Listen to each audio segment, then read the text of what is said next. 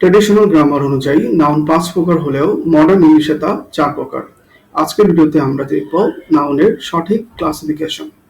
আমাদের বই পুস্তকে নাউনকে ৫ প্রকার বলা হয়েছে, যা মূলত ট্র্যাডিশনাল গ্রামার অনুযায়ী লেখা, অর্থাৎ প্রপার নাউন, কমন নাউন, এরপর কালেকটিভ নাউন, ম্যাটেরিয়াল নাউন ও অ্যাবস্ট্রাক্ট নাউন। এই ৫ প্রকার আমাদের বইয়ে বলা হয়েছে, কিন্তু মডার্ন ইংলিশে সেটাকে ৪ ভাগে ভাগ করা হয়েছে। একটা হচ্ছে প্রপার নাউন, একটা হচ্ছে কমন নাউন, একটা হচ্ছে অ্যাবস্ট্রাক্ট নাউন, আর একটা হচ্ছে কংক্রিট নাউন। এই কংক্রিট নাউনে মূলত ম্যাটেরিয়াল নাউন ও কালেকটিভ নাউনকেই অন্তর্ভুক্ত করা হয়েছে। এখানে তারা আবার ৩ ভাগে ক্লাসিফিকেশন দেখিয়েছে, অর্থাৎ কাউন্টেবল নাউন, আনকাউন্টেবল নাউন ও কালেকটিভ নাউন। ম্যাটেরিয়াল নাউনও মূলত এটারই অন্তর্ভুক্ত। তাই যদি মডার্ন ইংলিশ অনুযায়ী আমাদের জিজ্ঞেস করে নাউন কয় প্রকার, আমরা বলবো ৪ প্রকার, অর্থাৎ প্রপার, কমন, অ্যাবস্ট্রাক্ট ও কংক্রিট নাউন।